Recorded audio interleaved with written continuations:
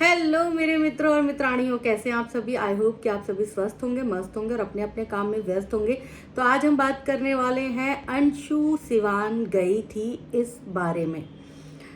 तो ये वीडियो मुझे हालांकि कल ही लेकर आनी चाहिए थी, लेकिन कल मैं वीडियो बना नहीं पाई क्योंकि आप सभी को पता है कि मैं चंडीगढ़ से दिल्ली आई हूँ, अपने घर आई हूँ, ससुराल आई हुई हूँ। तो यहाँ पर देखो आने के बाद मैं अपनी फैमिली के साथ टाइम बिताना चाहती थी।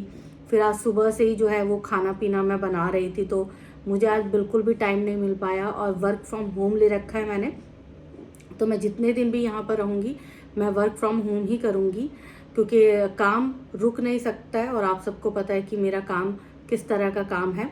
तो चलिए अब बात करते हैं कि अंशु सिवान गई हुई थी। बड़ा अच्छा लगा मुझे वीडियो देख के कि अंशु सिवान गई। अप्सरा मॉम बहुत खुश थी, गले लगाई, मतलब उनके चेहरे पे जो मुस्कान थी वो देख के मुझे बड़ा अच्छा लगा कि चलो बहुत अच्छे से ट्रीट कर रही थी और बहुत खुश थी। बोलते ना अंदर से जो खुशी होती है वो चेहरे पे झलक जाती है। तो यही अप्सरा मॉम के साथ भी था। अप्सरा मॉम की खुशी जो है उनके चेहरे से झलक रही थी। अंशु भी बहुत खुश थी। अंशु को भी सिवान जाके राज परिवार से मिलके बड़ा इत्मीनान हो रहा था। ऐसा हो रहा था ना कि अंशु, आप सबको पता है कि अंशु प्रेग्नेंट है। अब प्रेगनेंसी में मूड स्विंग बहुत होते हैं और उस दौरान जो है आप ये सोचने लग जाते कि हाय मेरा कोई नहीं है इस संसार में, मेरे पेरेंट्स नहीं है, मेरा भाई नहीं है, मेरे माँ बाप नहीं है। तो ये वाली जो फीलिंग होती है ना, ये आपको परेशान कर देती है और आपके दिमाग को ना एकदम, मतलब आप सोचने लग जाते हैं, बहुत ज़्यादा सोचने लग जाते हैं। तो वो सारी चीज़ें आपके हेल्थ पर भी असर डालती हैं। अंशु के साथ यही हो रहा था। अंशु आप सबको पता है मैच्योर नहीं है, अंशु इमोशनल है और अंशु एक बार अपना परिवार खो चुकी है। और बहुत सारे कमेंट्स जो है अंशु को बहुत अगेंस्ट आ रहे हैं क्योंकि राज परिवार से जो विवाद चल रहा था अंशु का, तो जाहिर तौर पर राज परिवार के जो समर्थक हैं वो अंशु को बहुत भद्दे भद्दे कमेंट कर रहे थे। वो कमेंट देखने के बाद भी अंशु जो है वो अब मतलब वो सारी चीज़ें झेल नहीं पा रही थी। तो वो चाहती थी कि जल्द से जल्द राज परिवार के साथ जो उसके मसले हैं वो सॉर्ट आउट हो जाए, ताकि कम से कम वो सुकून की सांस ले सके, प्रेगनेंसी में आराम कर सके, अपने दिमाग पर ज़्यादा दबाव न डाले, अपने आने वाले भविष्य को लेकर जो है वो खुश रहे। लेकिन यहाँ तो उल्टा हो रहा था, वो खुश नहीं थी, बहुत दुखी थी, बहुत परेशान थी, बहुत फ्रस्ट्रेशन हो रही थी। तो चलो वो सारी चीज़ें, फ्रस्ट्रेशन, दुख, तकलीफ सिवान जाने के बाद अंशु की ख़त्म हो गई। अब एक चीज़ और थी कि अंशु ने कैमरे के सामने मनीषा से माफ़ी मांगी।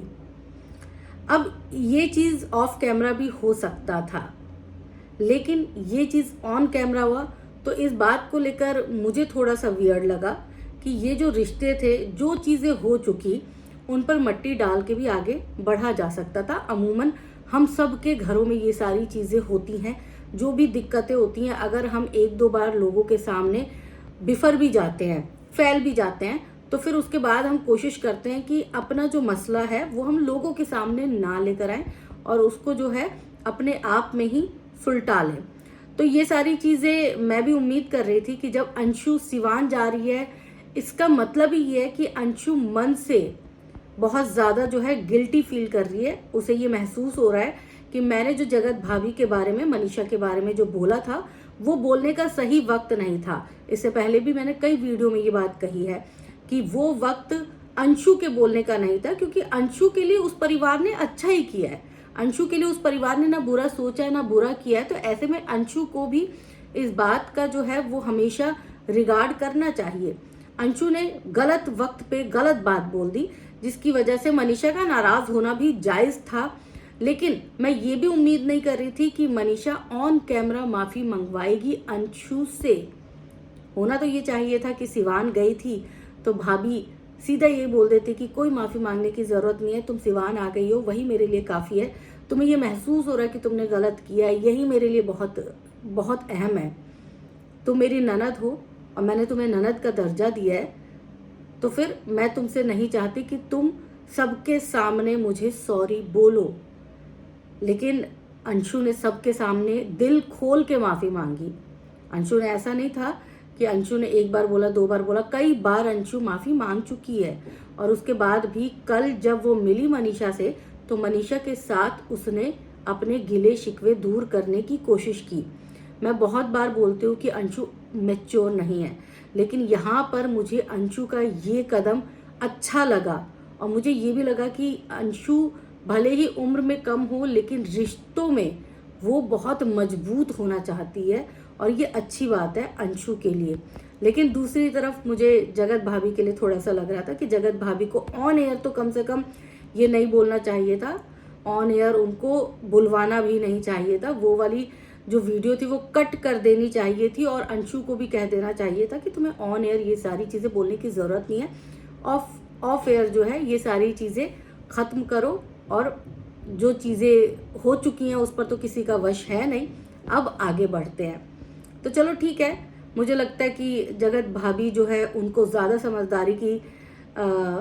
समझदारी सीखनी पड़ेगी, क्योंकि उनकी समझदारी बहुत बहुत कम लेवल की है। अंशु से भी कम समझदार निकली वो तो वो वीडियो देखने के बाद मुझे अच्छा लग रहा था। जगत भैया नज़र नहीं आए, जगत भैया शायद अंशु का सुन के नहीं आए होंगे, या फिर वो अंशु से मुलाकात नहीं करना चाहते होंगे, या फिर जगत भाभी ने बोला होगा कि भाई अंशु आ रही है तो आप मत आओ, क्योंकि जगत भैया का होना बड़ा ज़रूरी था।